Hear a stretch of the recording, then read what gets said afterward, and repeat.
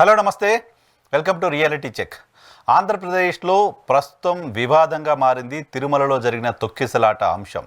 ఆంధ్రప్రదేశ్లో ఈ తిరుపతిలో తొక్కిసలాట అంశానికి సంబంధించిన వివాదం అక్కడ అధికారంలో ఉన్న పార్టీకి, ప్రతిపక్షంలో ఉన్న పార్టీకో లేకపోతే మిగతా వాళ్ళకో కాకుండా కూటమిలోనే చిచ్చు పెట్టేలా కనపడుతుంది. కూటమిలోని నాయకులే విరుద్ధ ప్రకటనలు చేస్తున్నారు. టీటీడీ నిర్వహిస్తున్న ఈవో, టీటీడీ నిర్వహిస్తున్న చైర్మన్, టీటీడీకి సంబంధించిన ఇతర అధికారులు రకరకాలుగా మాట్లాడుతున్నారు. ఈ మొత్తం వ్యవహారానికి ఖచ్చితంగా ప్రభుత్వానిదే బాధ్యత అంటూ ప్రభుత్వంలో ఉన్న వాళ్ళే మాట్లాడుతున్నారు. టెక్నికల్గా అధికారులని ఇంకొకరని చెప్తున్నప్పటికీ మాదే బాధ్యత, మేమే తప్పు చేశాం అనే పరిస్థితికి కారణమవుతున్నాయి వాళ్ళ వ్యాఖ్యలు. సో ఈ అంశం పైన జడ శ్రవణ్ కుమార్ గారు, జై భీమ్రావ్ భారత్ పార్టీ అధ్యక్షులు, సీనియర్ అడ్వకేటు శ్రవణ్ గారి వర్షన్ ఏంటి, శ్రవణ్ గారు ఎలా చూస్తారు ఈ అంశాన్ని అనేది శ్రవణ్ గారితో మాట్లాడదాం. సార్ నమస్తే, వెల్కమ్ టు ఈహా. వెరీ గుడ్ ఈవినింగ్ అండి. సార్ ఏంటి తిరుమలలో జరిగిన తొక్కిసలాట అంశాన్ని ప్రమాదంగా చూస్తారా, నిర్లక్ష్యంగా చూస్తారా, ఏ రకంగా చూడాల్సిన అవసరం కనపడుతోంది? మొదటగా తిరుపతిలో జరిగినటువంటి అత్యంత దురదృష్టకరమైనటువంటి సంఘటన. మరి దేవుణ్ణి దర్శించుకోవాలి అనేటువంటి ఒక మంచి తలంపుతో వెళ్ళి కొన్ని పదుల మంది గాయపడ్డారు, 6 మరణించారు.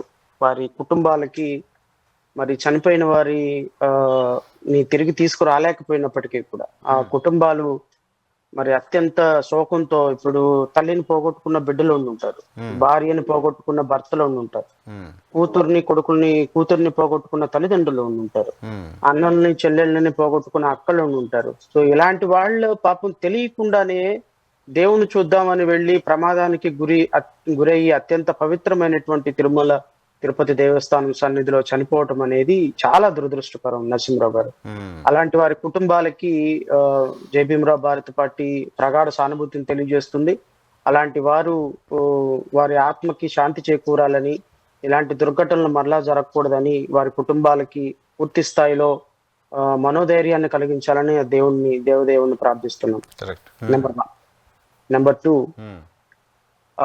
ఇది పూర్తిగా ప్రమాదం అని అయితే నేను అనలేదు నరసింహరావు. ఇది ప్రభుత్వ హత్య, గవర్నమెంట్ ప్రభుత్వ హత్య.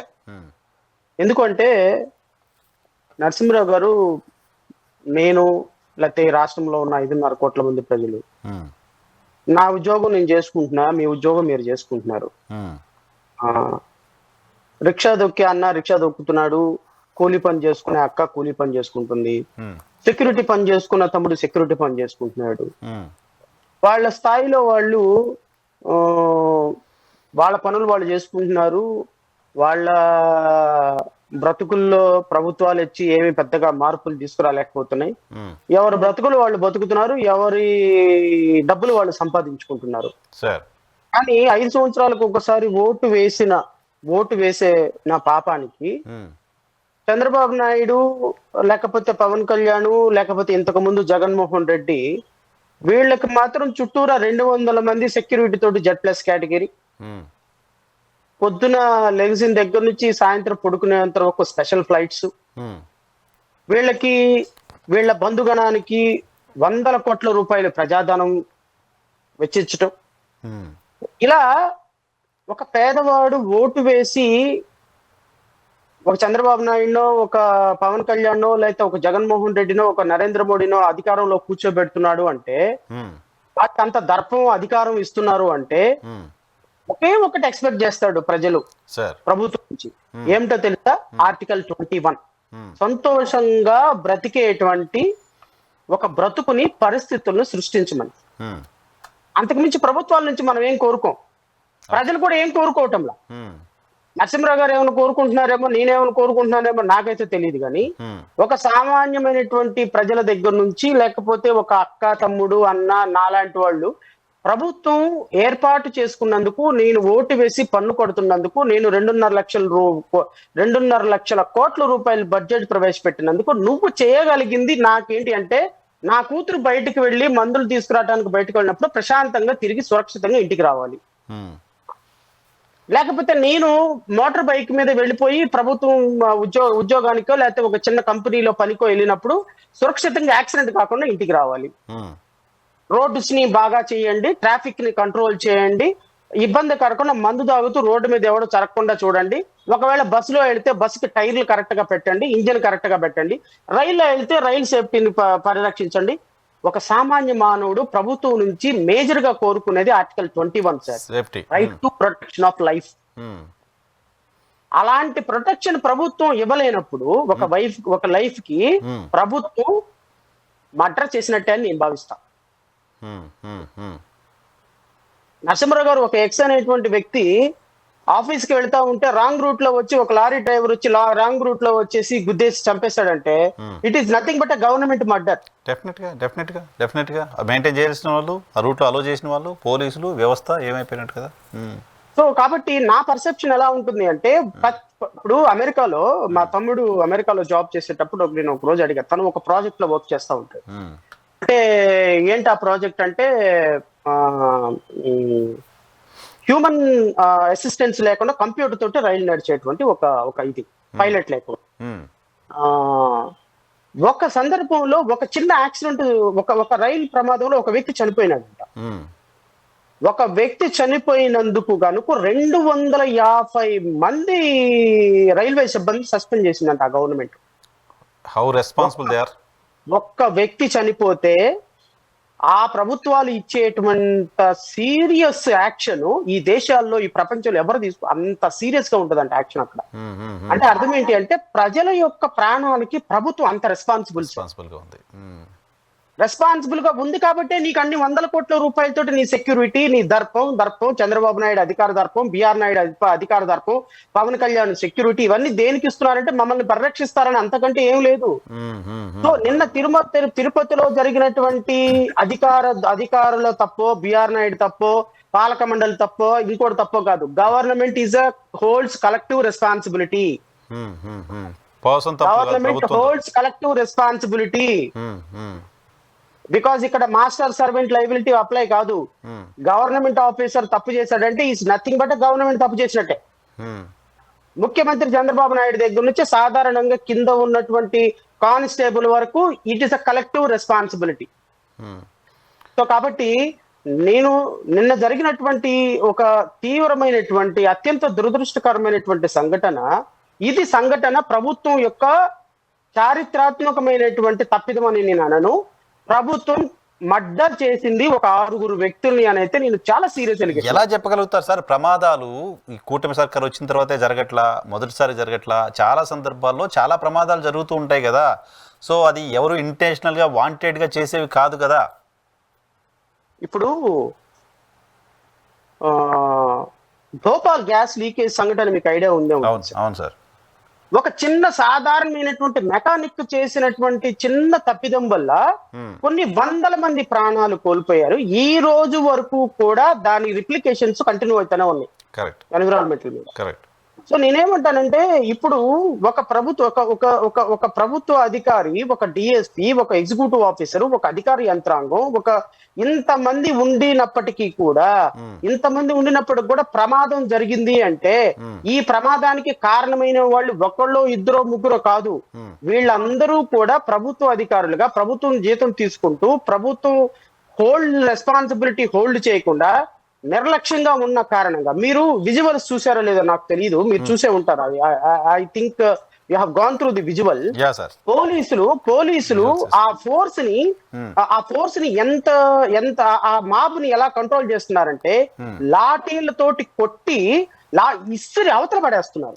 అంటే అసలు ఈ విధమైనటువంటి సిచ్యువేషన్ రావడానికి కారణం ఎవరు? పోలీసులు. తిరుమల తిరుపతి దేవస్థానం ఈ ప్రపంచంలోనే అత్యంత ధనికమైనటువంటి ఒక బోర్డు. దానికి సెక్యూరిటీ ఏర్పాటు చేసి, బ్యారికేడ్స్ ఏర్పాటు చేసి, వచ్చిన భక్తులకి సెక్యూరిటీ కూడా కల్పించలేనప్పుడు నువ్వెందుకు, నీ బోర్డు ఎందుకు, ఇంత అధికార యంత్రాంగం ఎందుకు అంటున్నా నేను. కొన్ని గైడ్ లైన్స్ ఫిక్స్ చేస్తారు, కొన్ని నిబంధనలు ఉంటాయి. ఆ నిబంధనలు పాటించని వాళ్ళనే కదా ఇప్పుడు గవర్నమెంట్ నిబంధనలు ఫ్రేమ్ చేయగలుగుతుంది తప్ప గవర్నమెంట్ అక్కడ ఫిజికల్ గా పోయి చేయరు. గవర్నమెంట్ అంటే ఆఫీసర్లు. అటువంటి పాటించిన ఆఫీసర్లని, వాటిని సరిగా ప్రాపర్ గా హ్యాండిల్ చేయని ఆఫీసర్ని సస్పెండ్ చేశాం కదా మేమని ప్రభుత్వం చెప్తుంది. ఒక 5గురిని సస్పెండ్ చేశారు, ఇంక్లూడింగ్ ఎస్పీ. ఇప్పుడు నరసింహరావు గారు, ఒక ప్రాణం పోయిన తర్వాత, కొన్ని 10 మంది గాయపడిన తర్వాత, 6 చనిపోయిన తర్వాత మీరు 2 ముగ్గురునో ఒక అధికారులను సస్పెండ్ చేశారు. I'm not denying it. కానీ అసలు తిరుమల తిరుపతి దేవస్థానంలో భద్రతా వైఫల్యాలకు సంబంధించి, తిరుమల తిరుపతి దేవస్థానంలో ప్రతి పాలసీ డెసిషన్ కు సంబంధించి, తిరుమల తిరుపతి దేవస్థానంలో ఏ యాక్టివిటీ జరిగినప్పటికీ పూర్తి బాధ్యత వహించాల్సిన పాలక మండలి మీద ఎందుకు యాక్షన్ తీసుకోలేదు? పాలక మండలి క్షమాపణ చెప్పింది కదా. పాలక మండలి క్షమాపణ చెబితే తిరిగిపోయిన ప్రాణాలు బిఆర్ నాయుడు గారు అన్నట్టు తిరిగి వచ్చేస్తాయా? ఆయన అన్నారు కదా క్షమాపణ తిరిగి రావని. రైట్. నేనేమంటానంటే అదే ఎస్పీ గారును డిఎస్పీ గారు కలెక్టర్ గారు స్పాట్ లో క్షమాపణ చెప్పారు. మరి వాళ్ళు ఎందుకు పని చేశారు మీరు? వాళ్ళు కూడా సారీ చెప్పారు. అవును, వాళ్ళు కూడా సారీ చెప్పారు కదా సార్, స్పాట్ లో సారీ చెప్పారు కదా. ఎస్పీ గారు కలెక్టర్ గారు స్పాట్ లో చంద్రబాబు నాయుడు గారికి సారీ చెప్పారు. Then why you have extended punishment to them? అంటే అర్థం ఏంటి? బిఆర్ నాయుడు గారు పొలిటికల్ అపాయింట్మెంట్ కాబట్టి, లేకపోతే మిగతా మీ పాలక మండలి సభ్యులందరూ పొలిటికల్ అపాయింట్మెంట్లు కాబట్టి, మీ పొలిటికల్ అపాయింట్మెంట్ లో అయినటువంటి వ్యక్తులు తప్పులు చేస్తేనేమో దానికి క్షమాపణ ఉంటుందా? పాపం ఐఆర్ఎస్ ఆఫీసర్లు, ఐఏఎస్ ఆఫీసర్లు, ఐపీఎస్ ఆఫీసర్లు, గ్రూప్ 1 ఆఫీసర్లు వీళ్ళందరూ కూడా పాపం వీళ్ళెవరికి వైసీపీ కండవాలో తెలుగుదేశం కండవాలో ఉండవు కాబట్టి వాళ్ళని బలిపశువులు చేస్తారా? ఇది మనం పాటించేటువంటి న్యాయం అంటామా? నిజంగా మీరు యాక్షన్ తీసుకోవాలి అంటే పాలక మండలి మొత్తాన్ని రద్దు చేయమనండి. ఎందుకు అంటే పాలక మండలి నిన్న జరగాల్సినటువంటి, రేపొద్దున వైకుంఠ ఏకాదశి రోజున జరగాల్సినటువంటి కొన్ని వేల మంది, లక్షల మంది భక్తులు వస్తారని తెలిసినప్పుడు వాళ్ళకి ఏ విధమైన విధి విధానాలు ఉన్నాయి, ఏ విధమైన విధి విధానాలు టోకెన్లు ఇవ్వాలని డెసిషన్ తీసుకోవాల్సింది పాలక మండలి బోర్డు. పాలక మండలి బోర్డు ఏమైనా దాని మీద ఇనీషియల్ గా దాన్ని రివ్యూ చేసి ఇన్స్ట్రక్షన్స్ ఏమైనా పాస్ చేసిందా? చెప్పండి సార్. లేదు. పాలక మండలి ఇనీషియల్ గా ఏమైనా ఎక్కడ ఒక ఆయన చూస్తేనేమో కర్ణాటకలో ఉంటాడు, ఇంకో ఆయన చూస్తేనేమో తమిళనాడులో ఉంటాడు, ఇంకో ఆయన చూస్తే నర్సిరెడ్డి గారేమో తెలంగాణలో ఉంటాడు, ఇంకో ఆయన చూస్తే ఎంఎస్ రాజు గారు చూస్తే అనంతపురంలో ఉంటాడు, ఇంకో ఆయన చూస్తేనేమో టీవీ డిబేట్ లో ఉంటాడు. వీళ్ళందరూ కలిసి కూర్చొని చేసేటువంటి అవకాశం ఎక్కడ ఉంటుంది? అసలు ఒక ఆయనేమో బిజినెస్ చేసుకుంటా ఉంటాడు, ఇంకో ఆయన తమిళనాడులో, కర్ణాటకలో, కేరళలో, తెలంగాణలో మీరు పొలిటికల్ అపాయింట్మెంట్లు ఇస్తే ఇలా ఎలా జరుగుతుంది నరసింహరావు గారు? ఇప్పుడు నేను ఇంతకు ముందు ఏం చెప్పాను, ఈ విధమైన పొలిటికల్ అపాయింట్మెంట్ వల్ల వీళ్ళెవ్వరూ కూడా తిరుమల తిరుపతి దేవస్థానానికి రారు, పాలసీ డెసిషన్ మీద డిస్కషన్ జరగరు. జీడిపప్పులు టీ తాగడానికి ఒకసారి వచ్చి కూర్చొని జీడిపప్పులు టీ తాగి సంతకాలు పెట్టేసి మామ అనిపించేసి వెళ్ళిపోతారు, ఎవరికి వాళ్ళు వెళ్ళిపోతారు. ఇప్పుడు ఒక ధార్మికత, ఆధ్యాత్మికత, పొలిటికల్ తో సంబంధం లేని, బిజినెస్లతో సంబంధం లేని, బిజినెస్లతో టీవీ ఛానళ్లతో సంబంధం లేని వ్యక్తులను అక్కడ కూర్చోబెడితే వాళ్ళ కంప్లీట్ సమయం మొత్తాన్ని దేవుడికి అంకితం చేస్తారు. కరెక్ట్. మీరు డిమాండ్ చేశారు కూడా గతంలో, అది లడ్డు దేవుడికి అంకితం చేస్తారు. దేవుడికి అంకితం చేసి అక్కడ కూర్చొని ఇదిగో రేపొద్దున వైకుంఠ ఏకాదశి రోజున ఏమైనా ఎలా తీసుకోవాలి, నిర్ణయాలు ఎలా తీసుకోవాలి, లడ్డూ లాంటి ఎలా ఉండాలి, ఎవరికి కాంట్రాక్ట్లు ఇవ్వాలి, ఏ విధంగా అడ్మినిస్ట్రేషన్ జరగాలనే దాని మీద ఒక డిస్కషన్ జరుగుతుంది. వీళ్ళకి రేపొద్దున ఏందో తెలియదు, సాయంత్రం ఏందో తెలియదు, లడ్డు ఎలా తయారు చేయాలో తెలియదు, దర్శనాలు ఎలా చేసుకోవాలో తెలియదు. పొలిటికల్ అపాయింట్మెంట్లు ఇచ్చే చంద్రబాబు నాయుడు అందరికీ అడ్మినిస్ట్రేషన్ వాళ్ళ మీద వదిలేస్తే వాళ్ళు తీసుకునే నిర్ణయాలకి పాప అధికారులు బలైపోతున్నారు కదా. అల్టిమేట్ గా అధికారులు మీద తోచేసినటువంటి, నేను ముఖ్యమంత్రిని అడుగుతున్నా చంద్రబాబు నాయుడు, బిఆర్ నాయుడు అనేటువంటి ఒక చైర్మన్ ని మీరు ఎందుకు సస్పెండ్ చేయలేదు, ఎందుకు రిమూవ్ చేయలేదు ఆయన్ని? బికాస్ 6 చనిపోయినది చాలా చిన్న విషయం కాదండి. అసలు వైకుంఠ ఏకాదశి రోజున టోకెన్ ఇష్యూ చేయాలో, ఎలా వాళ్ళని కంట్రోల్ చేయాలనే దాని మీద వాళ్ళకి ఏ విధంగా మార్గదర్శకాలు నిర్ణయించాల్సింది టీటీడీ బోర్డు అండి. టీటీడీ బోర్డు ఏమైనా సరే గత 2-3 ఇన్సిడెంట్ జరగడానికి 2-3 రోజుల ముందు ఏమైనా ఇన్సిడెంట్ కు సంబంధించి లేకపోతే ఏ విధంగా చేయాలనే దాని మీద మార్గదర్శకాలు ఇచ్చిందా లేదా? మార్గదర్శకాలు ఇవ్వకపోతే బోర్డుని ఎందుకు రెస్పాన్సిబిలిటీ చేయలేదు? దీనికి సమాధానం చెప్పాలి బోర్డు. క్షమాపణ చెప్తే కుదరదు. అంటే బోర్డులో సమన్వయం లేకపోవడం కనపడుతుంది సార్. నిన్న ఏదో పత్రికల్లో చూసా, ఈఓ గారు, చైర్మన్ గారు నువ్వేంటి అని ముఖ్యమంత్రి గారి ముందే మాట్లాడుకున్నారట. సో ఆ పరిస్థితిలో ఉంటే ఇంకా భక్తులకు సంబంధించిన ఏర్పాట్లు వీటిపైన ఎందుకు కాన్సన్ట్రేట్ చేసే పరిస్థితి ఉంటుంది? రాజకీయ నియామకాలకు ఫుల్ స్టాప్ పెట్టాల్సిన అవసరం ఎప్పుడైనా ఉంటుందని లడ్డూ కల్తీ సందర్భంగా మనం మాట్లాడుకున్నాం. సరే, జరిగింది జరిగిపోయింది, ఇకపైన మనం ధార్మిక ఆలోచనలు ఉన్న వాళ్ళు, ధార్మిక మార్గంలో నడుస్తున్న వాళ్ళు చైర్మన్గా ఉండే బాగుంటుందని మీరు చాలా సందర్భాల్లో చెప్పారు, నా దగ్గర కూడా మాట్లాడారు మీరు. సో అప్పుడు ఎలాగో చేయలేకపోయారు, పొలిటికల్ అపాయింట్మెంటే ఇచ్చారు మళ్ళీ. సో ఇప్పుడు ఈ సందర్భంలో అయినా ఏం చేయాల్సిన అవసరం కనపడుతోంది? అంత సమన్వయం లేని అధికారులు, చైర్మన్ అక్కడ ఉన్నారని తెలిసిన తర్వాత కూడా ప్రభుత్వం వీళ్ళపైన చర్యలు తీసుకోకపోవడానికి కారణం మీకేం కనిపిస్తోంది? నరసింహరావు గారు, నేను ఒక చిన్న డాట్ ని కనెక్ట్ చేస్తా ఈ సందర్భంలో. అల్లు అర్జున్ హైదరాబాద్ లో జరిగినటువంటి ఒక ఇన్సిడెంట్ లో అల్లు అర్జున్ మీద కేసు కట్టారు. ఎందుకు కట్టారు case? Do you have any idea? తొక్కిసలాటకు ఆయన కారణమయ్యాడు అని. ఎట్లా కారణమయ్యాడు అని? అక్కడ అనుమతి లేని కార్యక్రమానికి వచ్చాడు. తొక్కిసలాట జరగటానికి ఇండైరెక్ట్లీ ఆర్ డైరెక్ట్లీ కారణమయ్యాడు. ఆయన రావద్దయా అని చెప్తే ఆ రోజు వచ్చాడు అనేది ఆయన మీద కారణం. దానికి ఇంటెన్షన్ ఇంకోటో లేదు కదా. నేను ఏంటంటే నిన్న జరిగినటువంటి దురదృష్టకరమైనటువంటి సంఘటనలో ఓటు తీసుకోవాల్సిన నిర్ణయం ఎలా పంపించాలి, ఎలా టోకెన్లు పంపిణీ చేయాలి, ఎంతమందిని పంపించాలి, ఏ సందర్భాలు పంపించాలి, ప్రికాషన్స్ ఎలా తీసుకోవాలని టీటీడీ బోర్డు తీసుకోవాల్సిన నిర్ణయం తీసుకోని కారణంగా, ఈ ఇష్యూని మానిటర్ చేయాల్సిన సందర్భంలో మానిటర్ చేయని కారణంగా బోర్డు సభ్యుల మీద అందరి మీద కూడా అల్లు అర్జున్ మీద కట్టినటువంటి కేసు కట్టాలి అనేది నా ప్రధానమైనటువంటి డిమాండ్. కట్టడానికి పాసిబిలిటీ ఉందా లీగల్ గా? ఎందుకు లేదు? నెగ్లిజెన్స్ కదా, సెక్షన్ ఎక్కడైనా ఒకటే కదా, నెగ్లిజెన్స్ యాక్ట్ కదా. Because of their negligence the unfortunate incident was happen. Because of their negligence it was happened, and because they are directly or indirectly they are held responsible for the incident occurred at Tirupati.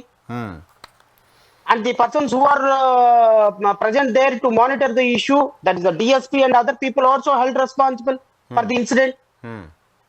So నీవు చేయాల్సిన duty నువ్వు చేయనప్పుడు, నువ్వు చేయాల్సిన duty నువ్వు చేయని కారణంగా కొన్ని పదుల మంది గాయపడి కొన్ని పదుల మంది చనిపోయినప్పుడు, చనిపోయిన దానికి యు ఆర్ హెల్డ్ రెస్పాన్సిబుల్ కదా. But why you haven't taken a decision or action against the persons? Because నీ అధికారంలో ఉన్నావు కాబట్టి, నీ టీటీడీ బోర్డు మెంబర్లు కాబట్టి వాళ్ళు రిమూవ్ చేయవు, వాళ్ళ మీద కేసులు కట్టరు, వాళ్ళు ఏ విధంగానూ హెల్డ్ రెస్పాన్సిబిలిటీ తీసుకోరు. అండ్ సింపుల్ గా ఒక ఎస్పీ డిఎస్పీ పాపం అధికారులు ఉన్నారు కాబట్టి వాళ్ళ మీద చేసేస్తున్నారు. సో నేను ఆ పార్టీ తరపు నుంచి నేను డిమాండ్ చేస్తున్నా కూటమి ప్రభుత్వాన్ని, ఖచ్చితంగా మీరు ఈ రోజు నిన్న జరిగినటువంటి అన్ఫార్చునేట్ ఇన్సిడెంట్ కి కూటమి ప్రభుత్వం నిజంగా బాధ్యత వహిస్తూ ఫస్ట్ ఆఫ్ ఆల్ బోర్డు సభ్యుల మొత్తాన్ని రిమూవ్ చేసి బోర్డు ప్రక్షాళన చేయాలి.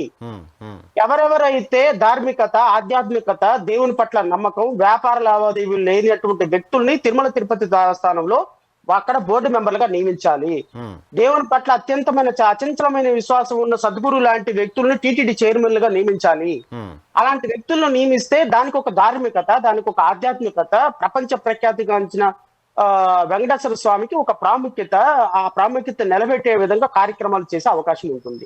ఇలాంటి పొలిటీషియన్స్ ని తీసుకొచ్చి, ఇలాంటి వ్యక్తులను తీసుకొచ్చి, ఇలాంటి టైం పాస్ వాళ్ళని జీడిపప్పులు తిని దేవుళ్ళ మీద జోకులు వేసే వ్యక్తులను తీసుకొచ్చి కూర్చోబెట్టడం వల్ల ఇది తిరుమల తిరుపతి దేవస్థానంలో ఈ రోజు మీరు జరిగింది ఇన్సిడెంట్ అనుకుంటున్నారు. నేను ఇంకొక మాట, నరసింహరావు గారు ఇంతకుముందు మన డిబేట్ లోనో లేకపోతే మన ఛానల్లోనో నేను మాట్లాడేటప్పుడు ఒక మాట మాట్లాడు,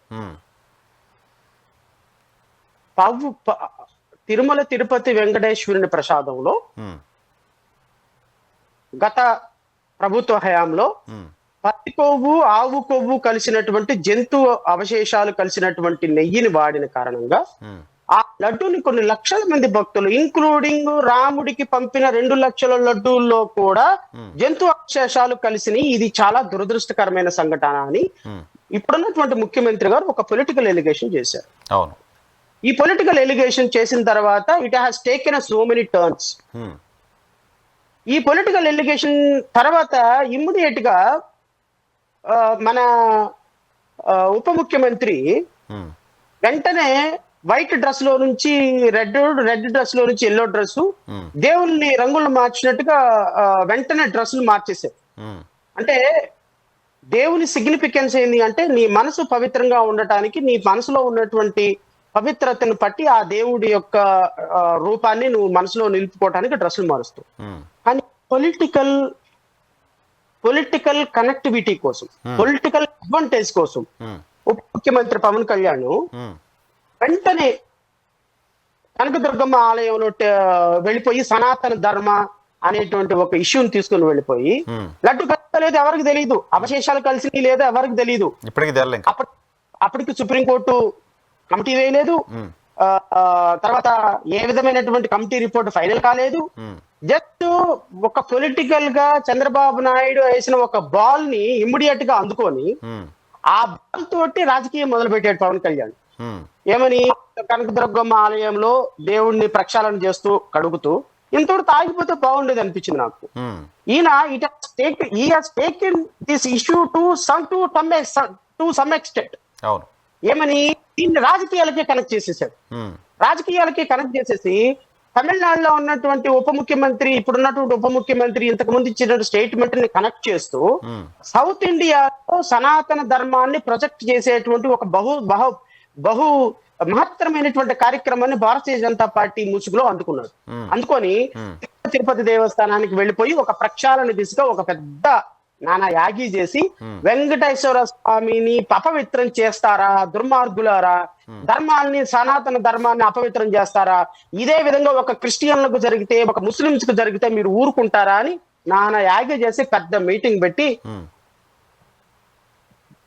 ఎవరైతే పవన్ కళ్యాణ్ గారి మాటలు విన్నారో వారు ఆ రోజున ఇతను మన హిందూ ధర్మాన్ని పరిరక్షించడానికి వచ్చినటువంటి ఒక ధర్మ పరిరక్షణ అధికారి అనేటువంటి ఒక ఇంప్రెషన్ లోకి తీసుకెళ్లే ప్రయత్నం చేశారు. తప్పే లేదు. నేనేమంటానంటే పవన్ కళ్యాణ్ గారు రాజకీయాలు అలాగే చేసుకోవచ్చు, ఆయన హిందూ ధర్మాన్ని పరిరక్షించమని అడగొచ్చు, లేకపోతే కొన్ని రోజులు పోయిన తర్వాత ముస్లిం టోపీ పెట్టుకుని ముస్లిం ధర్మాన్ని పరిరక్షించమని అడగొచ్చు, కొన్ని రోజులు పోయిన తర్వాత జీసస్ పాత్ర పోషిస్తూ సిలువ మోస్తూ దేవుడి యొక్క రక్తాన్ని నేను పరిశుద్ధపరచడానికి వచ్చానని వాక్యం చెప్పొచ్చు. Because is having is freedom of choice. I'm not denying it. ఆయనకి ఎవ్రీ ఆప్షన్ ఉంది. కానీ what I wanted to say, laddu అనేటువంటి ఒక అంశాన్ని ఎందుకు అంటే నరసింహరావు గారు ఒక చిన్న ప్రుడెంట్ అండర్స్టాండింగ్ ఇది. మీరు నాకు తెలిసి ఒక 10-15 సార్లు తిరుమల వెళ్ళి ఉంటాను 5 సంవత్సరాల్లో. నేను ఒక 5 సార్లు వెళ్ళి ఉంటాను నేను కూడా తిరుమల. నాలాగే ఇంకా చాలా మంది భక్తులు ఎవ్రీ మంత్ వెళ్ళే వాళ్ళు ఉన్నారు, ఎవ్రీ వీక్ వెళ్ళే వాళ్ళు ఉన్నారు, ఎవ్రీ ఇయర్ వెళ్ళే వాళ్ళు ఉన్నారు, నెలకోసారి వెళ్ళే వాళ్ళు ఉన్నారు. వాళ్ళ టైం కన్వీనియన్స్ ని బట్టి వెళ్తా ఉంటారు. వెళ్ళిన ప్రతి ఒక్కళ్ళు ఖచ్చితంగా తినేది ప్రసాదం. సో గత 5 సంవత్సరాల నుంచి ప్రసాదం తినేసాం అందరం. ఇప్పుడు తినేసిన 5 సంవత్సరాల తర్వాత ఎవడో ఒకడు వచ్చి నరసింహరావు నువ్వు తిన్న ప్రసాదంలో జంతు కొవ్వు పంది కొవ్వు కలిసిందంట అని చెబితే దాన్ని తినకుండా ఆపలేవు. Because it was happened already. అవును. మానసిక క్షోభ పెట్టారు కదా అందరినీ. మానసిక క్షోభ కాకపోయినా చిచ్చి నేను ఇది తిన్నానా, అబ్బే నేనేంది పంది కొవ్వు తిన్నానా ఎద్దు కొవ్వు తిన్నానా అనేటువంటి ఒక ఇంప్రెషన్ లోకి వెళ్తారు సహజంగా ఎవరైనా సరే. ఈ కామన్ సెన్స్ కూడా లేకుండా ముఖ్యమంత్రి చంద్రబాబు నాయుడు దీన్ని బయటకు పెట్టడం ఒక తప్పు. నెంబర్ 2, దీన్ని ఎక్స్టెన్షన్ లోకి తీసుకుని వెళ్ళి దీనికి పొలిటికల్ ఫ్లేవర్ ఇచ్చేసేసి తిరుపతి వెంకటేశ్వర స్వామి సన్నిధిలో రాజకీయ ప్రయోజనాలతోటి రాజకీయ ప్రసంగాలు చేసి నానా యాగి చేయటం రెండో తప్పు. ఈ 2 తప్పులకి తిరుమల వెంకటేశ్వర స్వామి విధించిన శిక్ష ఏంటో చెప్పిన 6 నెలల తర్వాత ఇద్దరు చంద్రబాబు నాయుడు పవన్ కళ్యాణ్ ఇద్దరు అదే సన్నిధిలో క్షమాపణ చెప్పారు. కరెక్ట్. కోఇన్సిడెన్స్ చెప్పారుగా, సారీ చెప్పారు ఆయన. ఆ సారి ప్రజలకు చెప్పలా, ఆ సారి వెంకటేశ్వర స్వామికి చెప్పారు. వెంకటేశ్వర స్వామిని కొన్ని కోట్ల మంది భక్తులు నమ్ముతారు నరసింహరావు గారు. ఆయన రాజకీయాలకు వాడి ఆయన రాజకీయాలకు ఇప్పుడు నాకు తెలిసి వెంకటేశ్వర స్వామి టెంపుల్ ఎన్ని వేల సంవత్సరాల నుంచి ఉందో నాకు తెలియదు. ఎవరికి తెలియకపోయి ఉండొచ్చు. మన భూమి పుట్టక ముందు కలియుగం పుట్టినప్పుడు ఉండొచ్చు ఆయన. ఇక్కడ కలియుగ దేవుడు కాబట్టి ఆ కలియుగ దేవుడు ఎన్ని సంవత్సరాలు ఈ కలియుగ దేవుని సన్నిధిలో ఈ రోజు వరకు జరగని ఒక అన్ఫార్చునేట్ ఇన్సిడెంట్ జరిగిందంటే యూ ఇమాజిన్. కరెక్ట్. బోర్డు ఏర్పడ్డ 80 సంవత్సరాల్లో ఎప్పుడు జరగలేదంట. You imagine. అంటే అర్థం ఏంటి అంటే ఈ వెధవ ప్రభుత్వం వెధవలు చారిత్రాత్మక తప్పిదం దేవుడితో ఆటలాడారు. ఆ దేవుడితో ఆటలాడిన కారణంగానే నిన్న ఆ సన్నిధిలో క్షమాపణ చెప్పారు అందరూ. నాయుడు బోరు మీద ఏడ్చాడంట వాళ్ళ సన్నిహితుల దగ్గర. ఐ కేమ్ టు నో మీడియాతోనూ ఇంకొకరితోనూ. అవునా సార్? He cried. ఇది తిరుమల వెంకటేశ్వర స్వామి దగ్గర జరగటం చాలా దుష్పరిణామం. ఇది మా ప్రభుత్వం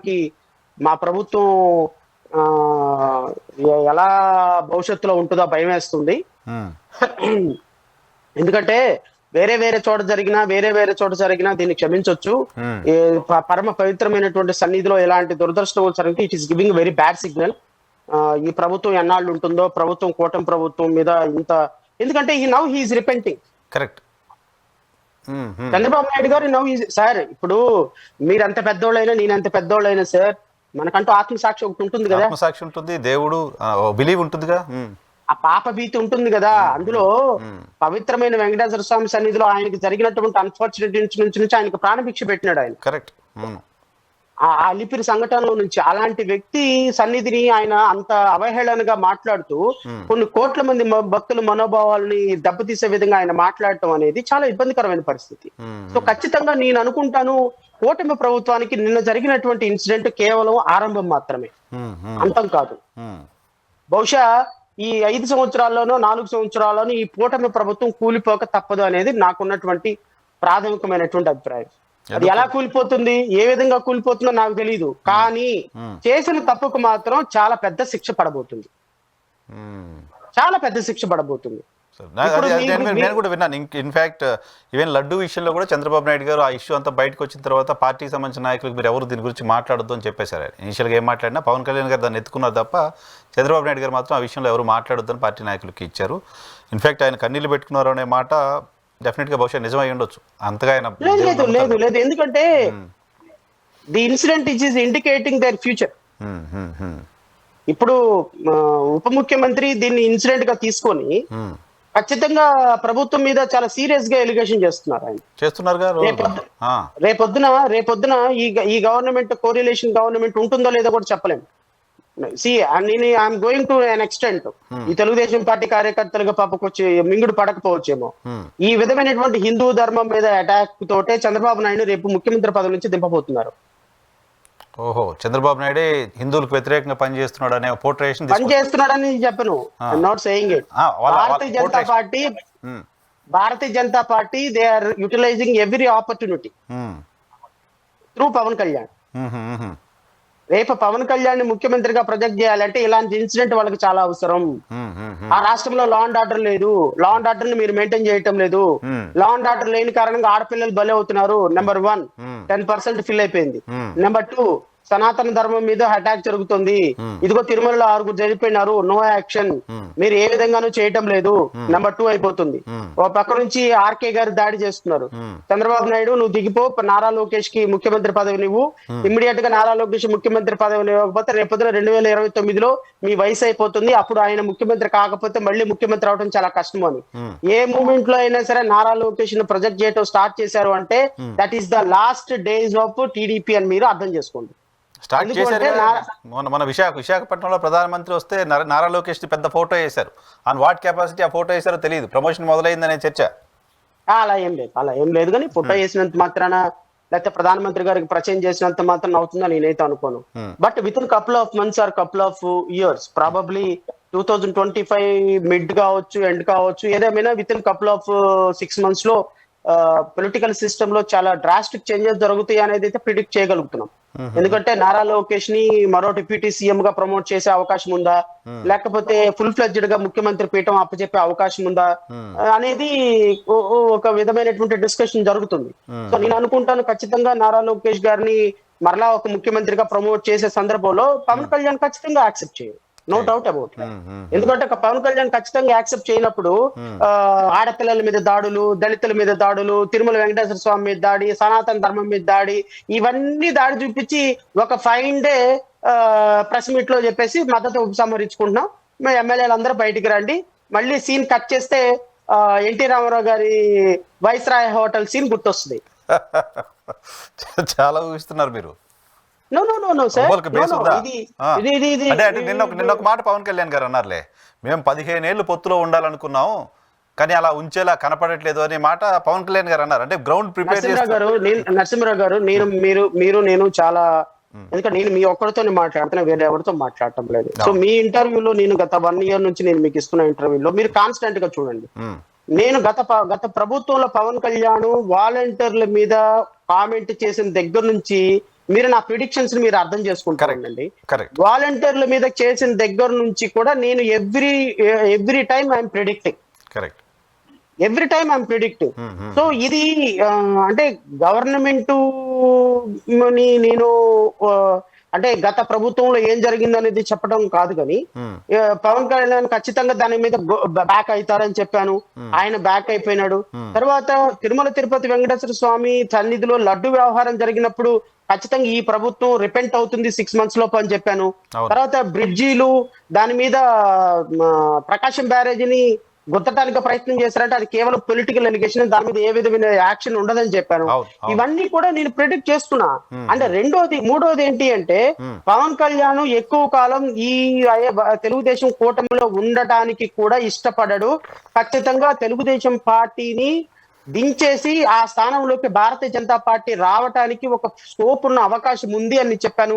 పరిస్థితులు ఆ విధంగా వెళ్తున్నాయి. ఇప్పుడు నేను ఒక మాట చెప్తాను, ఏ మాటకు ఆ మాట. మీకంటే నాకంటే కూడా చాలా తెలివి కలిగినటువంటి జర్నలిస్టు, అపారమైన అనుభవం ఉన్నటువంటి వ్యక్తి. ఐడియాలజీ డిఫర్ అవ్వచ్చు, మీరు ఆయన ఐడియాలజీ డిఫర్ అవ్వచ్చు, ఆయన మీ ఐడియాలజీ డిఫర్ అవ్వచ్చు, నేను మీ ఐడియాలజీ డిఫర్ అవ్వచ్చు. బట్ ఆర్కే గారు నాకు తెలిసి 2 రాష్ట్రాల్లో ఉన్న ఒక సీనియరు, అన్ని విధాలుగా అవగాహన ఉన్నటువంటి journalist, no doubt about it. So ఆయన కలంలో నుంచి జారువారిన ప్రతి వర్డు నేను చెప్పిన పదాలకి, నేను చెప్పిన దానికి రేపు పవన్ కళ్యాణ్ అనే అతను పవర్ జనరేటర్ గా మారబోతున్నాడు, నారా లోకేష్ గా కాన్ఫిట్ అవబోతున్నారు అనేది నేను 6 నెలల క్రితం చెప్పిన 3 నెలల క్రితం చెప్పిన అంశం ఇప్పుడు రాధాకృష్ణ గారి నోట్లోంచి రాలేదా? రేపొద్దున పవన్ కళ్యాణ్ అనేటువంటి వ్యక్తి తెలుగుదేశం పార్టీ కూటమిలో నుంచి బయటకు వెళ్ళడానికి ఇవన్నీ రోడ్డు మ్యాప్లు తయారు చేసుకుంటున్నాడని అనలేదా? నిన్న పవన్ కళ్యాణ్ గారిని నేను అనమని చెప్పానా? ఏమయ్యా నేను ఈ కూటమిలో ఎక్కువ కాలం ఉండే పరిస్థితి కనిపించలేదు అంతేగా ఆయనే అన్నారు పబ్లిక్ మీటింగ్ లో. రేపొద్దున ఇంకొక 2-3 ఇన్సిడెంట్లు జరిగినాయి అనుకోండి, ఇంకా వాయిస్ రేజ్ అవుద్ది, డెసిషన్ కూడా తీసుకునే అవకాశం రావచ్చు. మీరు చంద్రబాబు నాయుడు గారు పరిపాలన బాగాలేదు, చంద్రబాబు నాయుడు గారు అరెస్టులు చేయమంటే చేయటం లేదు, అడ్మినిస్ట్రేషన్ బాగాలేదు, ఆర్థిక పరిస్థితి బాగాలేదు, కంపెనీలు రావటం లేదు. చంద్రబాబు నాయుడు మెతక వైఖరి చూసి మరలా 2029లో జగన్ వస్తాడేమోనని రాజకీయవేత్తలు, పారిశ్రామికవేత్తలు భయపడుతున్నారు.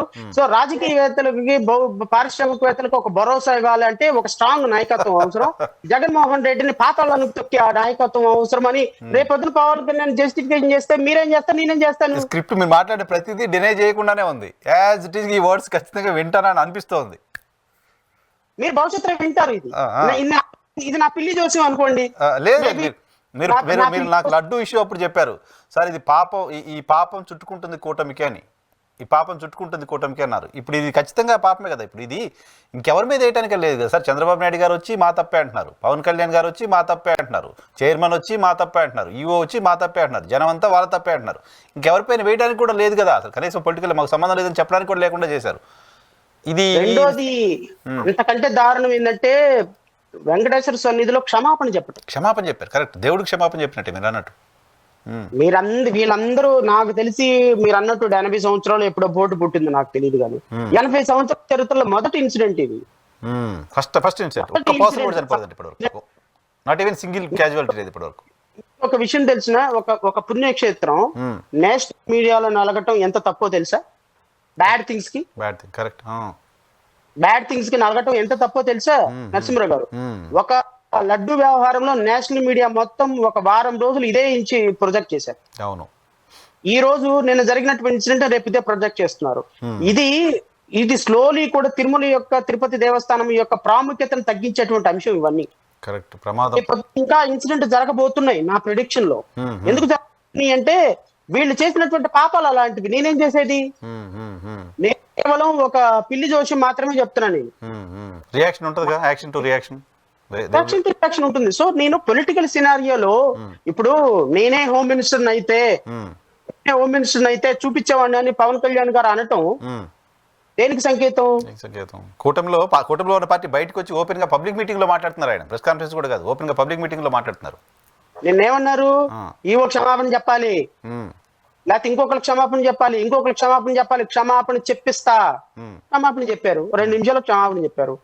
బికాస్ ఇలా ఒక సినారియో కూటమిలో ఉన్న గొడవలు ఇంకోటి ఎంతకాలం వెళ్తాయో నాకు తెలియదు. కానీ ఈ లుకలుకలు 6 నెలల్లోని ఇన్ని లుకలుకలు రేపొద్దున ఇంతకంటే కొద్దిగా ఇన్సిడెంట్ పెద్దది జరిగినప్పుడు వీళ్ళు పొలిటికల్ గా భారతీయ జనతా పార్టీ అనే ఒక 10 తలల పాము ఎప్పుడు ఎవరిని తింటుందో ఎవరికి తెలియదు నరసింహరావు గారు. చూసాంగా చాలా చాలా మందిని తినేసింది కదా దేశంలో. ఎన్ని రాష్ట్రాల్లో మనం చూడలేదు చెప్పండి, ఎన్ని రాష్ట్రాల్లో మనం చూడలేదు చెప్పండి. ఇప్పుడు ఆర్కే గారి, రాధాకృష్ణ గారి అంటే పదే పదే ఆయనతో ఎందుకంటే మన ఇష్యూకి రిలేటెడ్ పొలిటికల్ గా ఆయన చేస్తున్నటువంటి కామెంట్స్ కాబట్టి నేను వారిని క్రిటిసైజ్ చేయడం లేదు కానీ బట్ ఆయన థాట్ ని నేను తీసుకుంటున్నా. రేపొద్దున నారా లోకేష్ ను ప్రొజెక్ట్ చేయాల్సిన అవసరం వచ్చినప్పుడు what would be the Pawan Kalyan reaction? You just tell me as being a senior journalist. Definite being a politician definite గా హీ అపోజ్. అందుకోసమే దానికి సంబంధించి కూడా ఆయన గ్రౌండ్ ప్రిపేర్ చేసి పెట్టున్నారు. అసెంబ్లీ వేదికగా గ్రౌండ్ ప్రిపేర్ చేస్తున్నారు పవన్ కళ్యాణ్ గారు. 10 సంవత్సరాలు చంద్రబాబు నాయుడు గారి నాయకత్వంలో పనిచేస్తున్నారు, 10 సంవత్సరాలు నారా లోకేష్ నాయకత్వంలో పని. అపోజ్ పక్కన పెట్టండి, మీ ప్రిడిక్ట్ చేయండి. నేను 100% నా పవన్ కళ్యాణ్ ముఖ్యమంత్రిగా, సారీ నారా లోకేష్ ని నేను ముఖ్యమంత్రిగా ప్రపోజ్ చేస్తున్నాను, ఆయన ముఖ్యమంత్రిగా లాస్ట్ 2.5 years ఉంటాడు అని అంటే what would be the stand of Pawan Kalyan? You being a senior journalist straight point ఒకటి చెప్పండి నాకు. సెకండ్ కూడా యాక్సెప్ట్ చేయరు. ఆయన యాక్సెప్ట్ చేయకుండా ఏం చేస్తారు? బయటికి రావాల్సిందే కదా, వాళ్ళకి ఎలా బయటకు వస్తే భారతీయ జనతా పార్టీ పవన్ కళ్యాణ్ వెంట ఉంటుందా, చంద్రబాబు నాయుడు వెనుకుంటుందా? ఆబ్వియస్లీ భారతీయ జనతా పార్టీ. గవర్నమెంట్ లో నుంచి బయటకు వచ్చేసి 30 మంది ఎమ్మెల్యేలు గవర్నమెంట్ లో నుంచి బయటకు వచ్చేసి కేంద్ర ప్రభుత్వంలో బలంగా ఉన్నటువంటి ప్రభుత్వం బయటకు వచ్చేసేసి రేపొద్దున ఏం చేయగలుగుతుంది? ఇప్పుడు జగన్ పొలిటీషియన్స్ ఎలా ఉంటారో చెప్తా. జగన్మోహన్ రెడ్డి గారు మన ఆర్ కృష్ణయ్య గారికి ఎంపీ పదవి ఇస్తున్నప్పుడు మీలాంటి వాళ్ళు వెళ్ళి అడిగారంట, సార్ ఆర్ కృష్ణ గారు ఎవడో తెలంగాణ వాడు, ఆయన వెనక 10 మంది బీసీలు కూడా లేరు, ఆంధ్రప్రదేశ్ లో పట్టుమని 10 ఓట్లు కూడా పడవండి, ఎందుకంటే ఆర్ కృష్ణ గారికి ఇస్తున్నారు అంటే మన జగన్మోహన్ రెడ్డి గారు ఈ మూర్ఖపు రాజకీయ నాయకుల సంఘానికి అంతర్జాతీయ అధ్యక్షుడు కదా, ఆయన అన్నాడంట నా ఇష్టం, నేను ఎవరికైనా ఇచ్చుకుంటాను, ఇది నా ఇష్టం, నా పరిపాలన, నేను రాసిందే రాజ్యం పాడిందే పాట అన్నాడు. అంటే సరే వెరీ గుడ్, అందరూ ఒప్పుకున్నారు. అలాగా ఒక మూర్ఖపు నిర్ణయం తీసుకొని 100 కోట్లు 200 కోట్లకు అమ్ముకోదగినటువంటి రాజ్యసభని ఒక వ్యక్తికి ఇచ్చినప్పుడు ఆ వ్యక్తి ప్రభుత్వం పోయిన 3 నెలలు కూడా లేకుండా వేరే పార్టీలోకి మారిపోయింది. వేరే పార్టీలోకి వెళ్ళిపోయి రాజ్యసభ సభ్యుడు, ఇప్పుడు ఆయన బీజేపీ రాజ్యసభ సభ్యుడు. మన నెల్లూరులో ఇంకో వేద మస్తాన్ రావు గారి పరిస్థితి ఏంటి?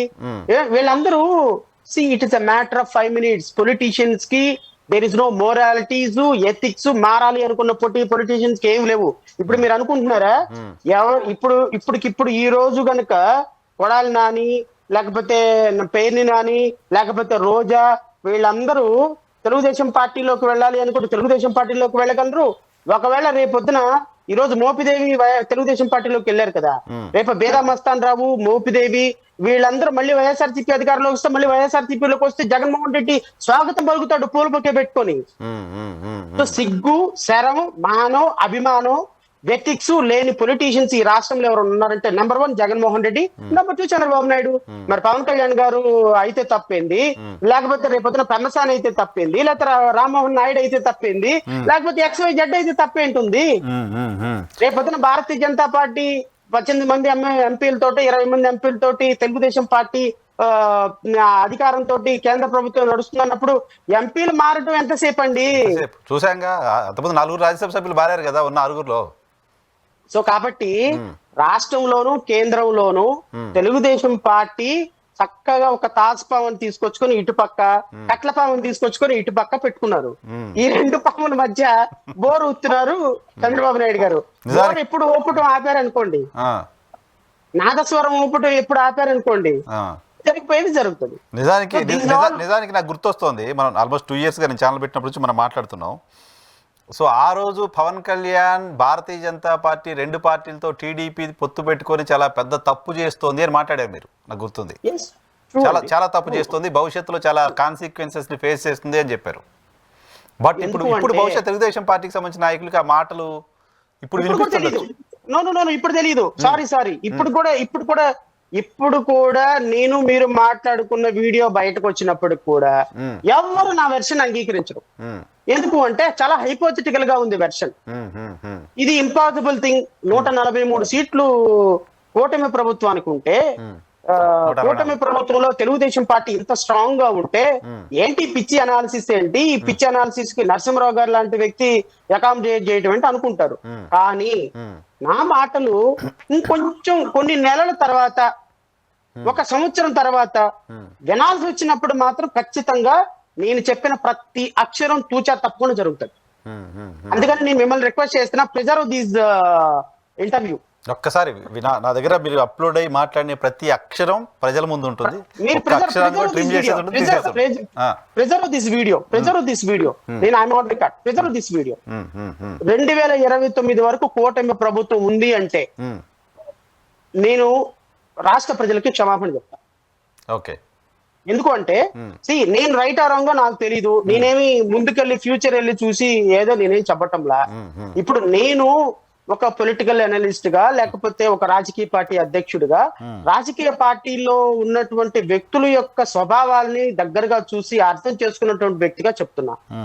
ఈ రోజు రాష్ట్రంలో ఉన్నటువంటి ప్రభుత్వం, తెలుగుదేశం ప్రభుత్వం ఖచ్చితంగా ఒక స్టెబిలిటీ లేని ఒక ఇన్స్టేబుల్ గవర్నమెంట్ నడుపుతుంది. నరసింహరావు ఇన్స్టేబుల్ గవర్నమెంట్ నడుపుతుంది. ఎలా అంటారు సార్? 134 సొంతంగా ఉన్నాయి, కూటమికి 164 ఉన్నాయి. అపోజిషన్ ఆలోచించే పరిస్థితి కూడా లేదు, ప్రతిపక్ష హోదా కూడా లేదు. ఇన్స్టేబుల్ ఎలా కదా? చాలా మంచి ప్రశ్న అడిగారు. నాకు తెలిసి పవన్ కళ్యాణ్ గారు, నేను హోమ్ మినిస్టర్ అయితే నేను వీళ్ళ అంతు చూసేవాడిని, ఈ ప్రభుత్వం పట్టించుకోవటం లేదు అని అనకముందు జరగని అరెస్టులు, ఆ మాట అన్న తర్వాత అది ఒక యుద్ధ ప్రాతిపదిక కొన్ని వేల మందిని, వందల మందిని కేసులు పెట్టి ఎందుకు అరెస్ట్ చేశారు? Do you think that it is a stable government? Number two, అసలు ఈ ప్రభుత్వంలో నేను క్షమాపణ చెప్పాల్సిన అవసరం లేదు, ఎవడు పడితే వాడు అడిగితే నేను క్షమాపణ చెప్తాను అన్న బిఆర్ నాయుడు గారు ఒక అరగంటకి క్షమాపణ చెప్పాడు. What does it mean? Do you mean that BR Naidu garu క్షమాపణ చెప్పారంటే చంద్రబాబు నాయుడు గారు చెప్పినట్టే? For your kind information. డెఫినెట్గా టీడీపీ లీడర్, నేను అదే ఇంతకుముందు మాట్లాడుతున్నా. ఓ టీడీపీ నాయకుడు పవన్ కళ్యాణ్కి క్షమాపణ చెప్పడం అనేది ఫస్ట్ ఇన్సిడెంట్. టీడీపీ నాయకుడు కాదు, చంద్రబాబు నాయుడు గారు, బిఆర్ నాయుడు గారు, ఈ ఇద్దరు ఒకే ఆత్మ. అంటే వాళ్ళ ఇద్దరు కూడా సమకాలికమైన రాజకీయ నాయకులు. 40 years నుంచి నేను టీడీపీలో ఉన్నా అని చెప్తున్నారు కదా నాయుడు గారు కూడా. చెప్తున్నారు. బట్ ఒక చైర్మన్ గా ఆయన చాలా హోదా కలిగినటువంటి వ్యక్తి. I have a personal acquaintance with him. చాలా హోదా కలిగిన వ్యక్తి, చాలా జెంటిల్మెన్ కూడా, అందులో డౌట్ లేదు. అలాంటి వ్యక్తి పవన్ కళ్యాణ్ అడిగాడు కాబట్టి రాష్ట్ర ప్రజలకి అన్కండిషనల్ అపాలజీ చెప్పాడు అంటే do mean that is it a stable government? Okay. Pavan నడిపిస్తున్న గవర్నమెంటా? నడిపిస్తున్న గవర్నమెంట్, బెదిరిస్తున్న గవర్నమెంట్. పవన్ బెదిరిస్తున్న గవర్నమెంట్. ఓకే. నడిపిస్తున్న గవర్నమెంట్ కాదు, పవన్ బెదిరిస్తున్న గవర్నమెంట్. చంద్రబాబు నడిపిస్తున్నా, పవన్ బెదిరిస్తున్న గవర్నమెంట్. పవన్ బెదిరిస్తూ చంద్రబాబు నడిపిస్తున్నట్టు కనిపిస్తున్న గవర్నమెంట్. ఓకే. సో కాబట్టి మీరు రాబోయే కాలంలో పాలసీ డెసిషన్స్ కావచ్చు, నారా లోకేష్ అనేటువంటి క్యారెక్టర్ ఎంటర్ అయిన దగ్గర నుంచి పాలిటిక్స్ చాలా టర్న్ తీసుకుంటాయి.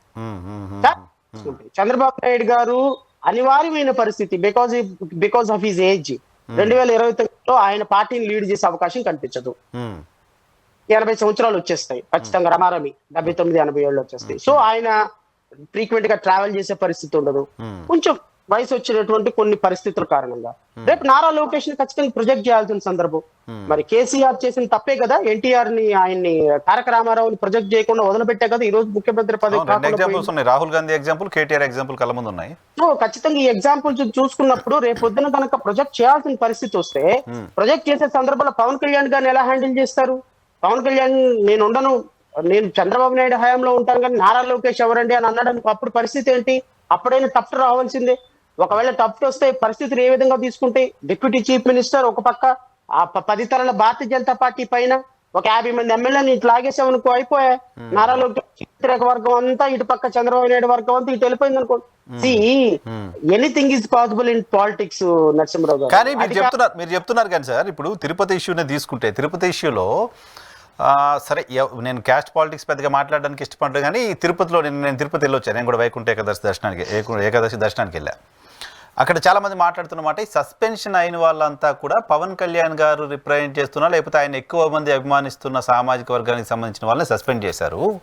చంద్రబాబు నాయుడు గారికి సంబంధించిన బ్యాకప్ ఉన్న కమ్యూనిటీకి సంబంధించిన వాళ్ళని ఎవరిని ఏ ఒక్కరిని సస్పెండ్ చేయలేదు, ఎవరిని ఏమీ అనలేదు. వాళ్ళు ఆల్రెడీ సరైన పొజిషన్లో కీలకమైన పొజిషన్లో ఉన్నప్పటికీ కూడా అని ఓ చర్చ. అందుకోసమే పవన్ కళ్యాణ్ గారికి కోపం వచ్చి సారీ చెప్పండి అది ఇదని అరిచాడు అనేది చర్చ. నేను అలా అయితే అనుకోను, కానీ ఎందుకంటే నేను దీనిలో క్యాస్ట్ ఉంటుంది, ఏదో ఒక చౌదరి అనే ఒక అతన్ని కూడా సస్పెండ్ చేశారు. ఇదే పెద్ద దీంట్లో క్యాస్ట్ చూసి చేశారు, లేకపోతే వాళ్ళ వర్గాన్ని వాళ్ళు ఇప్పుడు తన దాకా అంటూ వస్తే సామాజిక వర్గం కాదు కదా, ఎవరినైనా వదులుకోవడానికి సిద్ధపడే వ్యక్తి చంద్రబాబు నాయుడు గారు. అది పాత చంద్రబాబు నాయుడు. ఈ కొత్త చంద్రబాబు నాయుడు ఇంకా అడ్వాన్స్ చంద్రబాబు నాయుడు లేడు అన్నారు కదా, చంద్రబాబు నాయుడు లేడు కదా, చంద్రబాబు నాయుడు కాకుండా వేరే వాళ్ళు అనిపిస్తున్నారు. వాళ్ళ ప్రాబ్లం చంద్రబాబు నాయుడు గారు, పాత చంద్రబాబు నాయుడు గారేనే ప్రాబ్లం, కొత్త చంద్రబాబు నాయుడు గారు కాదని ప్రాబ్లము. వాళ్ళకి వీళ్ళ ప్రాబ్లం వల్ల పాత చంద్రబాబు నాయుడే ఉన్నాడు, ఇంకా కొత్త ఆయన రాలేదు అని. సో పాత చంద్రబాబు నాయుడు గారే కంటిన్యూ అవుతున్నారు, అదే వెర్షన్, అదే వ్యవహారం. తన సామాజిక వర్గం కోసం ఎంత దూరమైన వెళ్ళగలిగినటువంటి వ్యవస్థ ఉన్నటువంటి నాయకత్వం ఆయనకు ఉంది. కానీ నేను అది అనుకోను. నేనేమనుకుంటాను అంటే ఇప్పుడు వాస్తవంగా చంద్రబాబు నాయుడు గారు లడ్డూలో కల్తీ జరిగింది అని చెప్పినప్పుడు పవన్ కళ్యాణ్ గారు ఆ ఇన్సిడెంట్ ని తీసుకొని సనాతన ధర్మం అని ఇంత దారుణంగా దేశవ్యాప్తంగా ఒక చర్చ జరిగేటువంటి చేయదగినటువంటి ఇన్సిడెంట్ కాదు అది. ఎందుకు పవన్ కళ్యాణ్ లీడ్ తీసుకున్నాడు అంటే he utilized the opportunity of the issue, a particular issue. Okay. He thought of that this issue has to be taken to some extent.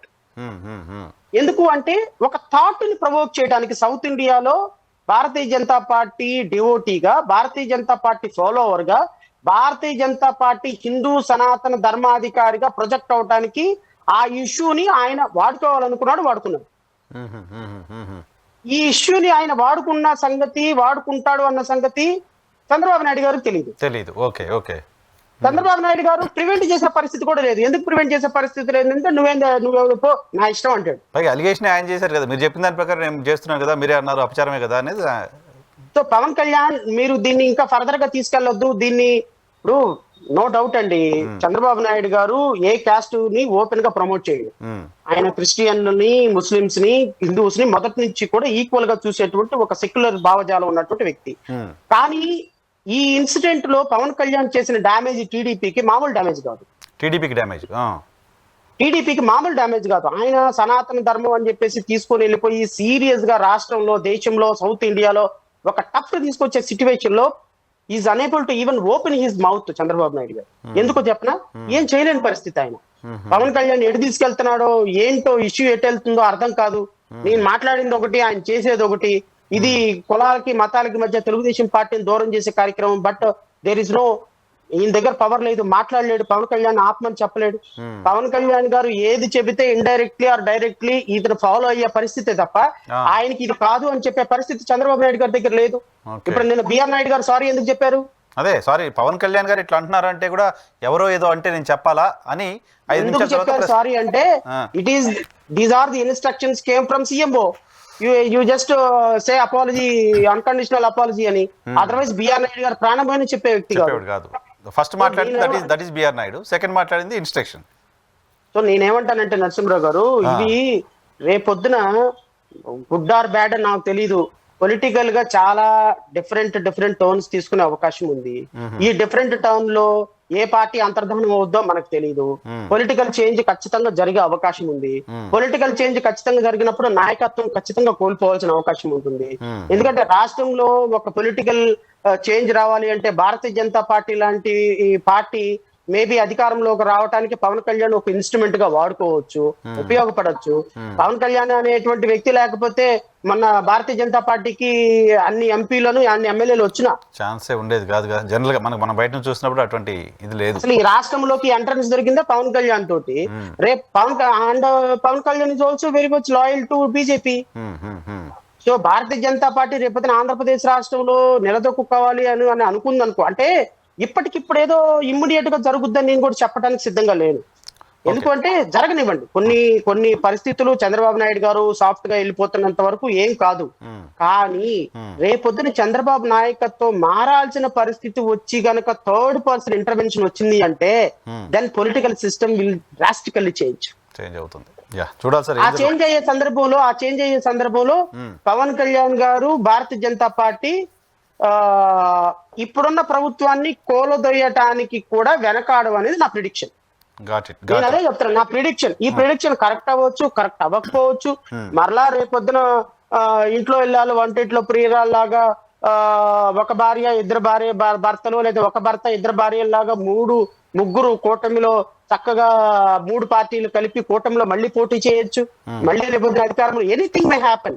But నాకున్న చిన్నపాటి లిటిల్ బిట్ ఎక్స్పీరియన్స్ తో నేను ఒక చిన్న ప్రిడిక్షన్ చెప్తున్నా. ఆ ప్రిడిక్షన్ కన్ఫర్మ్ అయింది అనుకోండి అవుతుంది, అవ్వలేదు అనుకోండి నెక్స్ట్ టైం నుంచి ఈ ప్రిడిక్షన్లు చెప్పడం మానేస్తాయి. ఓకే, మీ ప్రిడిక్షన్కి ఇప్పటికైతే అక్యురసీ ఉంది, ఇప్పటికైతే ఫెయిల్యూర్ లేదు, చెప్పినట్టు జరుగుతూ వస్తున్నాయి. నేను కూడా మీతో మాట్లాడుతున్నప్పుడు గతంలో మాట్లాడినవన్నీ గుర్తొస్తుంటే పర్టికులర్గా ఎలక్షన్ ముందు పవన్ కళ్యాణ్ విషయంలో మీరు టీడీపీని వార్న్ చేసి చెప్తూ వచ్చింది చాలాసార్లు చెప్పారు, చాలా సందర్భాల్లో చెప్పారు. బహుశా టీడీపీ వాళ్ళకి మీరు అన్నట్టుగా కొన్ని రోజుల తర్వాత రిలేషన్ వస్తుందేమో. చివరిగా సార్ కంక్లూడ్ చేస్తూ, గతంలో లడ్డూ ఇష్యూకి సంబంధించి చాలా గందరగోళం చేశారు. నారా లోకేష్ గారు చాలా యాక్టివ్గా మాట్లాడుతూ వచ్చారు, తిరుపతికి వెళ్ళారు, మీరు రండి సుబ్బారెడ్డి గారు అంటూ సవాల్ చేశారు. ఈ ఇన్సిడెంట్లో ఎందుకు నారా లోకేష్ మౌనం పాటిస్తున్నారు, ఎందుకు మాట్లాడలేదని చెప్పి అనుకుంటున్నారు మీరు? ఏ ఇన్సిడెంట్ లో? ఇప్పుడు ఇన్సిడెంట్ లో తొక్కిసలాటకు సంబంధించిన అంశంలో. అంటే తొక్కిసలాటకు సంబంధించిన అంశంలో దీన్ని ఎంత ఎక్కువ మంది అడ్రస్ చేస్తే అంత నష్టం పార్టీకి. ఓకే, ఆల్రెడీ బాబు గారు అడ్రస్ చేశారు కదా అని. బాబు గారు అడ్రస్ చేశారు కాబట్టి ఇది ఇప్పుడు వీళ్ళు దీన్ని జస్టిఫై చేసుకోవడానికి అవకాశం లేదు, జగన్మోహన్ రెడ్డి మీద నెట్టడానికి అవకాశం లేదు. ఇప్పుడు కంపెనీలు ఎందుకు రావట్లేదయా అంటే మళ్ళీ జగన్ వస్తాడేమో భయం వేస్తుందండి, అందువల్ల కంపెనీలు ఎవరు రావట్లేదండి అనొచ్చు. స్కూల్ ఎందుకు బాగు చేయలేదయా అంటే అయ్యో 5 సంవత్సరాలు స్కూల్ నాశనం చేసేసారండి, ఇప్పుడు కొత్తగా రీకన్స్ట్రక్ట్ చేయాలంటే చాలా కష్టపడుతున్నామండి అని. బాబు స్కాలర్షిప్లు ఎందుకు ఇవ్వట్లేదండి, గత 5 సంవత్సరాల్లో బాకీలు పెట్టారండి, అందువల్ల నేను ఈ 5 సంవత్సరాలు బాకీలు కట్టడానికే సరిపోతుందండి, అందువల్ల నేను అంటే ప్రతి దానికి ఒక జస్టిఫికేషన్ ఉంది. ఇప్పుడు ఈ ఇన్సిడెంట్ లో నిజంగానే కనుక అనకూడదు కానీ గత ప్రభుత్వంలో ఒక 8 మంది చచ్చిపోయి ఉన్నారనుకోండి ఇలాంటి ఇన్సిడెంట్ లోనే. ఇప్పుడు నారా లోకేష్ వచ్చి గత సంవత్సరం 8 మంది చచ్చిపోయారండి, ఇంకా మా ప్రభుత్వంలో 6 చచ్చిపోయారని చూడడానికి అవకాశం ఉంటుంది. This is the first occasion కదా ఇన్సిడెంట్. టీటీడీ చరిత్రలో ఇంత దుర్ఘటన మొదటి దుర్ఘటన. దీన్ని నారా లోకేష్ అడ్రస్ చేస్తే ఈ ఇష్యూస్ కి ఇంకా కొంచెం సీరియస్నెస్ వస్తుంది. అంటే ప్రతి ఒక్కళ్ళు అడ్రస్ చేసుకుంటూ వెళ్ళకూడదు, ఎందుకంటే మన వైపు తప్పు ఉన్నప్పుడు ముఖ్యమంత్రి గారు పెద్ద అయినప్పుడు ఆయన అడ్రస్ చేసిన తర్వాత ఇంకా ఆయనకంటే కింద వాళ్ళు వచ్చి అడ్రస్ చేయటం అనేది కరెక్ట్ కాదు. ఇంకొకటి కూడా చెప్తా, అసలు పవన్ కళ్యాణ్ అనేటువంటి వ్యక్తి 2 లక్షల పుస్తకాలు కాదు కదా, 2000 పుస్తకాలు చదివినా ఆ 2000 పుస్తకాలు ఏదో ఒక చోట ఉంటది కుక్క పని కుక్క చేయాలి, గాడిద పని గాడిద చేయాలని. నిన్న కుక్క పని గాడిద చేసింది. తిరుమల ఇన్సిడెంట్ పవన్ కళ్యాణ్ గారు అడ్రస్ చేయకూడదు, is not suppose to go because the head of the institution Chandrababu Naidu garu is already issue address the issue. Correct, address the issue అయిన తర్వాత there is no post in deputy chief minister in constitution అండి. అవును, you are also a council of minister. You are one of them. 216 article 216 ప్రకారం you are one among the ministers. So Pavan Kalyan నేను చంద్రబాబు నాయుడు గారు address చేసిన తర్వాత you are not suppose to go there. కానీ party కాదు sir, party అధ్యక్షుడు కదా, ఇంకో పార్టీ ఉంది, ఆ పార్టీ అధ్యక్షుడు కదా. Party no, you are part and parcel of the government. Of course he is a party president కదా. నో బీజేపీ వాళ్ళు ఎందుకు వెళ్ళలేదు? బీజేపీ వాళ్ళు ఎందుకు వెళ్ళలేదు చెప్పండి. వెళ్ళలేదు కరెక్ట్. రాష్ట్ర అధ్యక్షుడు కూడా వెళ్ళా. ఎందుకు వెళ్ళలేదు అంటే ఏదో ఇస్ ఎ ప్రోటోకాల్ సార్. మీరు ఈ గవర్నమెంట్ లో భాగస్వాములు అయినప్పుడు right from Chandrababu Naidu is the first man and attender is the last man. So in between మీరు అందరూ ఉన్నారు. ఒకసారి చంద్రబాబు నాయుడు విజిట్ చేసి ప్లేస్ మొత్తాన్ని ఎడిట్ చేసి సస్పెండ్ చేసి ఇన్స్ట్రక్షన్స్ ఇచ్చి అంతా చేసిన తర్వాత మళ్ళీ పవన్ కళ్యాణ్ గారు అదే హోదాలో వెళ్ళి అక్కడికి వెళ్ళిపోయి ఇష్యూని మళ్ళీ రప్చర్ చేసి దాన్ని మళ్ళీ సైడ్ ట్రాక్ పెట్టించడం పాలసీ కాదు, అది ప్రభుత్వ పాలసీ కాదు. If I'm deputy chief minister I will not go. Right right sir, చివరిగా కంక్లూడ్ చేస్తూ ఇప్పుడు మీరు ఒకవేళ కూటమిలో క్రాక్స్ వస్తే విడిపోవడమో గొడవలు జరగడమో స్టార్ట్ చేస్తే ఎవరు బాధిత పార్టీగా ఉంటారు, ఎవరు గెయిన్ చేసుకుంటున్న పార్టీగా ఉంటారు? తెలుగుదేశం పార్టీ భారీగా నష్టపోతుంది. బహుశా పవన్ కళ్యాణ్ భారతీయ జనతా పార్టీ సౌలభ్యంతో తెలుగుదేశం పార్టీ నుంచి తీసుకొచ్చినటువంటి ఎమ్మెల్యేలతోటి ముఖ్యమంత్రి అయ్యే అవకాశం ఉంది. కానీ పవన్ కళ్యాణ్ని బయటికి పంపించడం కోసం టీడీపీఏ రంగం సిద్ధం చేస్తోంది.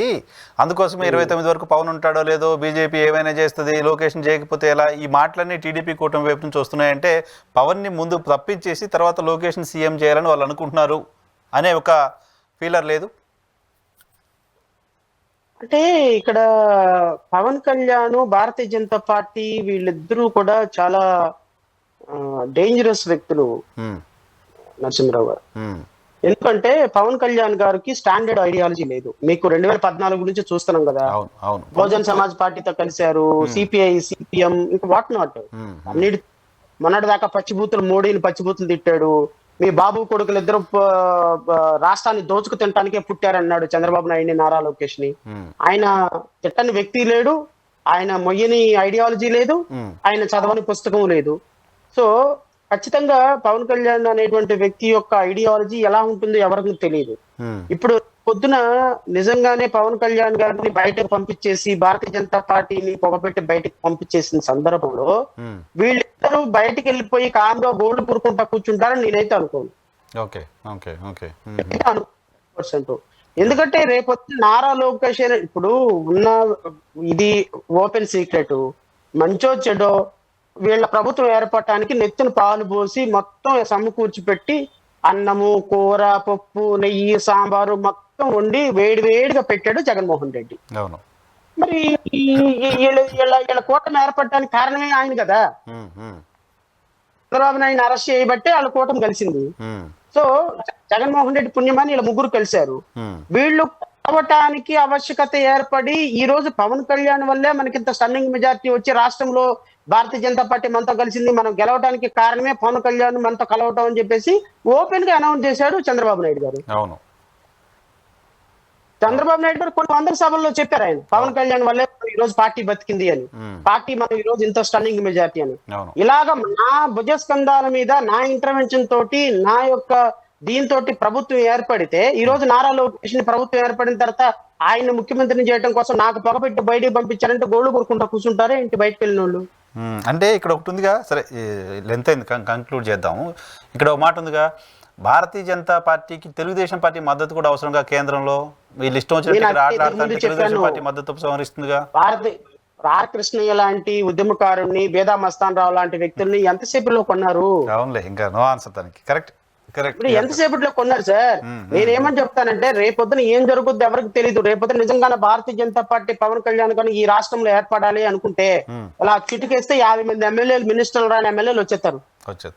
చాలా మంది అసంతృప్తిగా ఉన్నారు తెలుగుదేశం పార్టీ ఎమ్మెల్యేలు. అది నిజం. ఎంతసేపు నరసింహరావు గారు పొలిటికల్ సిస్టమ్ చేంజ్ చేయడం, ఎంతసేపు భారతీయ జనతా పార్టీ చేస్తున్నటువంటి విన్యాసాలని మనం చూడటం లేదా? చేస్తుంది చాలా రాష్ట్రాల్లో. ఉత్తరాఖండ్ లో 40 మంది తెలుగుదేశం పార్టీ కార్యకర్తలు, తెలుగుదేశం పార్టీ ప్రభుత్వంలో ఉన్నటువంటి పెద్దలు, బీ కేర్ఫుల్, బీ కాషియస్. మీరు అనుకున్నట్టుగా ఏదో అద్భుతాలు మీ 2029 వరకు మీ ప్రభుత్వాలు ఉంటాయని చెప్పేసి మీరేం కలలుగనాల్సిన పని లేదు.